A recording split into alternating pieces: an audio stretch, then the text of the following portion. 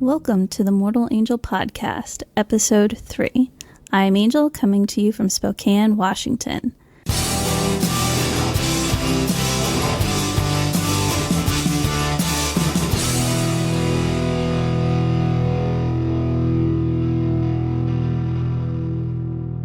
Thank you for joining us today. I'd like to welcome Jim to the show. Thank you. It's a pleasure to be here.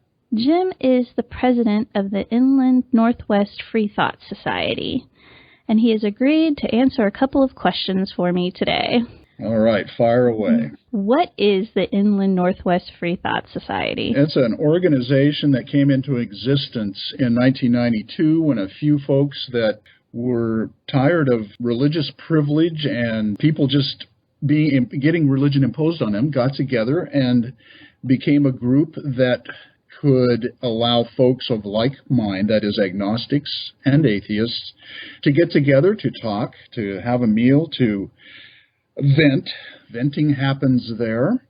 And to discuss events of the day, what's going on that impacts their lives. And beyond that, just to share a nice meal with some people that you can laugh with and share with without worrying you're either going to offend them or you're going to end up a emotional, anger-filled discussion. How important is INFS's affiliation with the Freedom from Religion Foundation? It's very important because the Freedom from Religion Foundation does nothing but defend separation of church and state. Mm-hmm. You know, they bring a number of lawsuits. Some people say that some of them are petty, but you know, if you let certain violations go of church and state, which examples would be the Ten Commandments on a courthouse lawn, or trying to insert creationism into the public school classroom, if you let these things pass as harmless, I guess, you die of 1,000 cuts, because every time you let something like this go, it becomes accepted. It becomes okay. It becomes tradition, when in fact it's illegal and it's unconstitutional.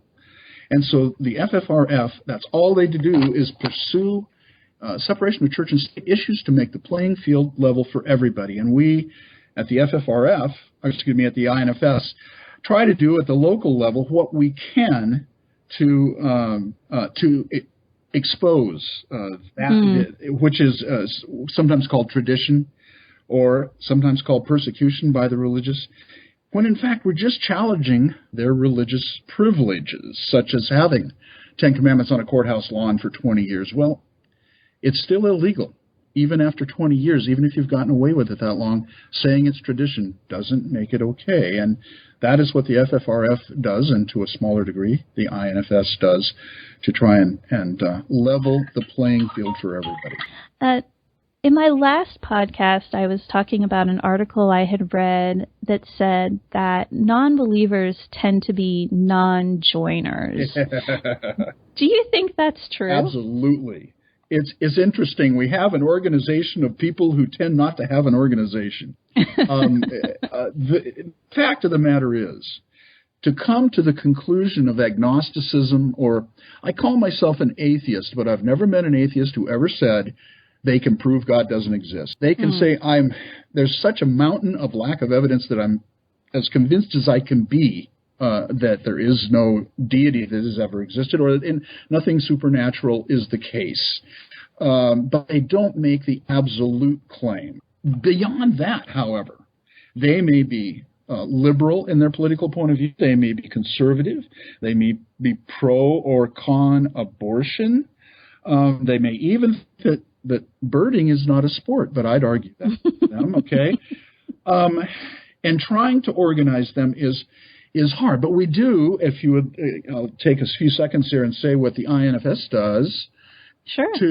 In terms of organizing. We have booths at the Spokane Interstate Fair, the North Idaho Fair, and sometimes at the Garland Street Fair, and other one-day fairs around town. What we do is promote our groups, Inland Northwest Freethought Society, the North Idaho Secular Society, and the Spokane Secular Society.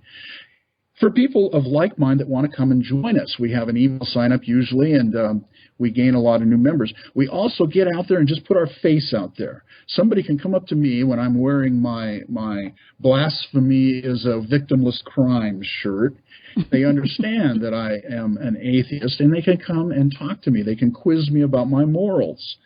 They can quiz me about, well, there's all kinds of, I could go off on a long tangent here, but it allows them to see that I could be their next-door neighbor. They'd never know I was an atheist unless they looked into it or unless they asked me, because we don't push our point of view on anybody. We don't have a dogma. We simply don't have the evidence to believe in superstition, of which religion is a subset.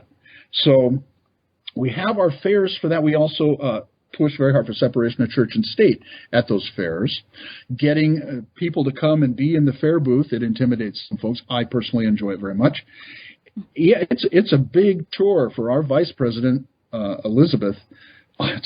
She is an amazing planner and persuader of people, and gets enough people to work these booths at both Idaho and Spokane. We push for separation of church and state as well. We do not argue religion. We do not try and convince anybody towards atheism, but we will answer questions that we're qualified to answer. But you ask us a question that we don't know, we're going to say, I don't know. And that's going to have to be the end of it, because some questions are not answerable. How did life begin? I don't know. So how does your organization let prospective members know it's worth their time and energy to get involved? Well, most of the people that come to us literally come to us. They either see us at the fair, read about us, so we have a Craigslist ad. If you do a Google Spokane agnosticism or atheism, you're going to find us there. So the initial effort is on the person that wants to check us out and possibly join. Once they come to a meeting, we explain to them what, in fact, we say this month we're going up to meet the Wallace. We're going up to Wallace to meet the Missoula area Secular Society folks. Wonderful group of people. Wallace is the closest median town, and so we meet them, and we're going to go on a walking tour, and we're going to have lunch. And oddly enough, religion rarely comes up. And at our meetings, a lot of times, religion may be a small part of the meeting, but in all of these cases, it allows people of like minds to have a safe place to share their point of view, to ask serious questions, and to question topics that in public might get them in hot water. So it's great stuff, and people, I think, come to realize that. Is there anything else you want listeners to know? Yes. Let me, I have a list, so hang on. First of all, I want to mention the United Core. That's the Coalition of Reason for Spokane. To get all the information on our events, and that includes all three, the INFS, the NISS, and the S3 organizations, you can Google United Core Spokane. It's a rather long address. I would say just Google United Core Spokane, and all of our groups, particular websites, will come up. We have the Inland Northwest Freethought Society, if you want to remember this, www.infreethought.org will take you to a main page where you can contact the officers, myself, and our vice president and secretary. Also, there's an event page there where you can see what's going on this month, next month, if meetings are happening as scheduled, or if there's something like this Wallace trip that has caused our INFS meeting to be canceled for this month. You can get all that straight from there, and that's important to know how to get a hold of us. But as a final thought, I would say this. Don't let other people, including me, tell you how to think or what to think. Be intellectually curious, always ask questions, and be open to changing your position as new evidence is presented. This is not the easy way, but this is the atheist way. And I say that phrase with apologies to Riders in the Sky for those that know that group. So essentially, I hope we've covered everything that I wanted to cover, how to get a hold of us and what we're about. We welcome anybody, including religious people, to stop by a meeting. We don't want you preaching at us. That won't go down well. But if you want to listen to us and ask us pertinent questions, and we've had that happen a few times, and always been great. It's been a great experience. So there you go.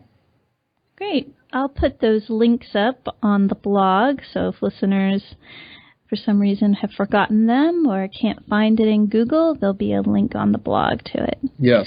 Well, thank you, Jim, for joining us today. I surely do appreciate it. Well, I am so happy to be here. I'm happy you're allowing me to get our message out there, and I hope I've done it in a coherent way. This is a new experience for me.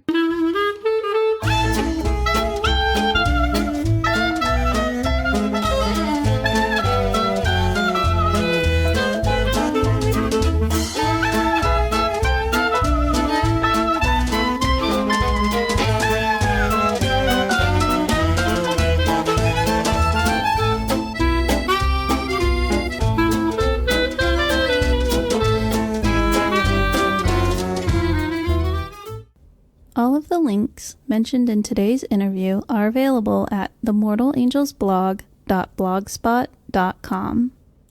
That's the podcast for today. Thank you for tuning in. And remember, let's behave humanely, humankind.